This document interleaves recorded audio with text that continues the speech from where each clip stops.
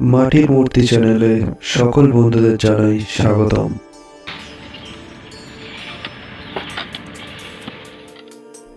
নমস্কার বন্ধুরা, শীতের সকালে আবারও চলে এলাম নতুন একটি ভিডিও নিয়ে। আজকের ভিডিওতে আপনাদের দেখাবো বাঁশ ও তক্তা দিয়ে তৈরি কাঠামোতে সরস্বতী প্রতিমার খড়ের পুতুলগুলি কিভাবে সেটিং করতে হয়। সবার প্রথমে আমরা সেটিং করে নেব সরস্বতীর বাহন হাঁসের পুতুলটিকে। এরপর সেটিং করা হবে সরস্বতী ঠাকুরের পুতুলটিকে এবং সব শেষে সেই বাদ্যযন্ত্র বীণাটিকে সেট করা হবে। আপনাদেরকে অনুরোধ করব পুরো ভিডিওটিকে শেষ পর্যন্ত দেখবার জন্য, তাহলে সম্পূর্ণ কাজটি দেখতে ও শিখতে পারবেন। আর ভিডিওটি ভালো লাগলে চ্যানেলটি সাবস্ক্রাইব করে রাখবেন পরবর্তী ভিডিওগুলি দেখবার জন্য।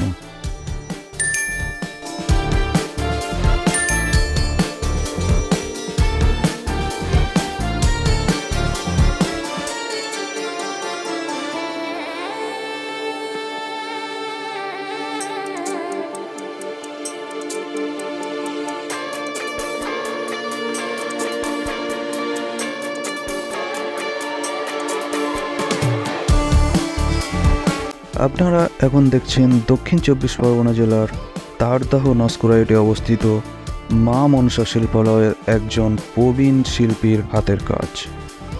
আর কিছুদিন বাদেই সরস্বতী পূজা। হিন্দুদের একটি অন্যতম গুরুত্বপূর্ণ পুজো হল মা সরস্বতী পূজা, যিনি বিদ্যার দেবী নামে পরিচিত। হিন্দু শিশুরা এই বিদ্যার দেবীর কাছ থেকেই প্রথম হাতে খড়ি দিয়ে বিদ্যা অর্জন পর্ব শুরু করে। তাই এই সরস্বতী দেবী সমস্ত স্কুল কলেজে প্রতি বছর পূজিত হয়। এছাড়াও বাড়িতে, পাড়াতে, ক্লাবে, বিভিন্ন প্রতিষ্ঠানে পূজিত হতে দেখে থাকি। আর এখন ভিডিওতে আপনারা এই সরস্বতী দেবী তৈরির একটি ছোট পর্ব দেখছেন। এই মাটির মূর্তি চ্যানেলটিতে সরস্বতী ঠাকুর তৈরির প্রত্যেকটি স্টেপ দেখানো হয়েছে। আপনারা যদি বাড়িতে প্রতিমাটি বানাতে চান তাহলে আগের ভিডিওগুলি অবশ্যই দেখে নেবেন।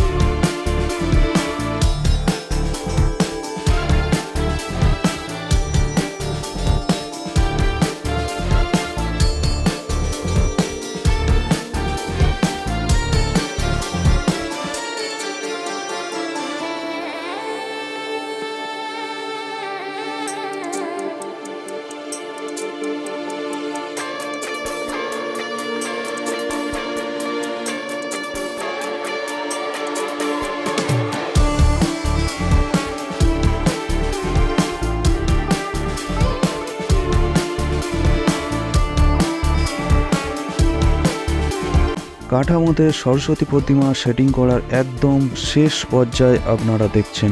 বীণাটি সেটিং করলেই কাজটি কমপ্লিট হয়ে যাবে। এরপর পাটের দড়ি দিয়ে উপর থেকে নিচে ভালোভাবে টান করে বেঁধে দিতে হবে। প্রিয় দর্শক বন্ধুরা, আপনাদের কার কার বাড়িতে সরস্বতী পূজা হয় বা এই বছর থেকে শুরু করবেন বলে ভাবছেন, কমেন্টে অবশ্যই জানাবেন। আর যারা মা মনসা শিল্পালয় থেকে প্রতিমা অর্ডার দিতে চান, স্ক্রিনে ও ডেসক্রিপশন বক্সে নম্বর দেওয়া থাকবে, যোগাযোগ করতে পারেন।